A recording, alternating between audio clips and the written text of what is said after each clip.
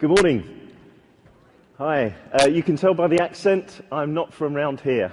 I'm a Brit, and as Lee's introduction said, that it's 30 years ago now that I started in IT.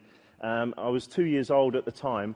So now they tell me that apparently a language instructor was explaining to her class that in French, nouns, unlike the English counterparts, are grammatically designated to be masculine or feminine. One puzzle student didn't know what gender computer was because it wasn't in the French dictionary. So for a bit of fun, the language instructor split the class into two groups, appropriately enough by gender, and asked them to decide why a computer should be male or female. And they were to give 4 reasons. Here are the 4 reasons. The women's group concluded that computers should definitely be male because, number 1, in order to get their attention, you have to turn them on. Number 2, they have a lot of data, but they're still clueless. Number 3, they're supposed to help you solve problems, but half the time they're the problem. And number 4, as soon as you commit to one, you realize that if you'd have waited just a little bit longer, you'd have got a better model. Okay. Now, the men's group, guys, I like the next 4. The men's group concluded that computers should definitely be female. Number 1, the language they use to communicate to every other computer is incomprehensible to everyone else. No one but their creator can understand their internal logic. You find yourself spending half your paycheck on accessories for it.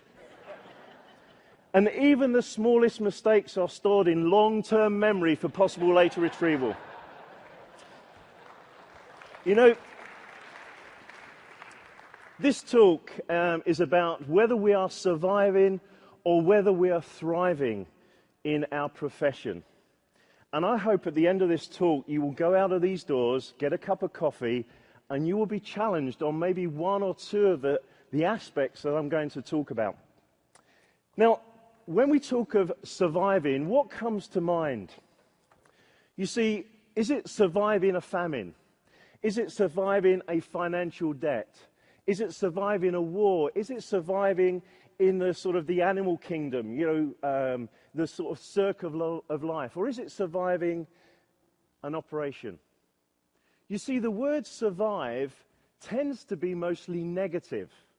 If we read the papers, we see about companies surviving the recession. They're just about surviving. Or it could be old people survive the winter to live another year. It could be that protected animals are barely surviving.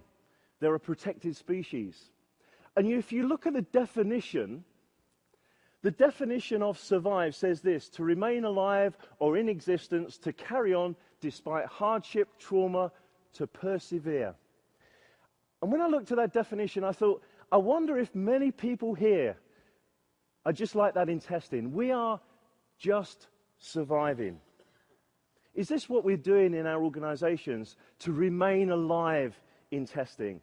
To carry on despite hardship or trauma? We are persevering in testing. And I want to put it to you this morning, I don't want us to survive, I want us to thrive. Because when we look at the word thrive, what comes to mind here is maybe happiness, maybe sort of healthiness. Maybe it's monetary aspects.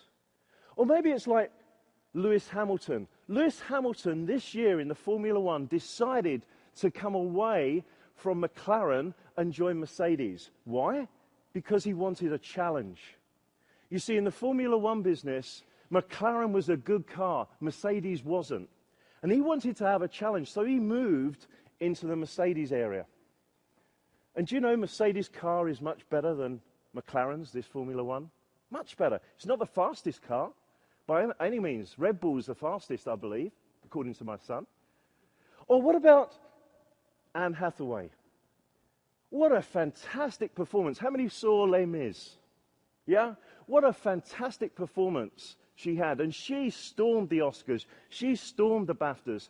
Her actress career is thriving at the moment. You know, and when we look, thriving is more positive. You know, in Greek's sour economy, Shops are thriving. That's not just barely surviving, it's thriving. Thriving companies in this economic climate. And what about this? This was a piece of newsreel in the papers just recently. Thriving wildlife triggers hope for marine life. And if you look at the definition of thriving, it's this: to make good progress, to prosper, to grow vigorously, to flourish, to succeed. And I want each and every one of us to be like that. And we shouldn't take this for granted. We need to work at this. We need to work in our careers. We need to work in actually thriving in what we're doing.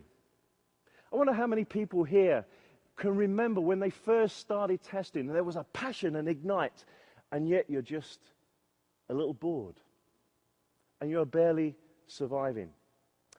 So I want to give you my top 10 lessons on how you might thrive. Some of them are going to be controversial. I really don't mind being controversial, so long as it's not violent.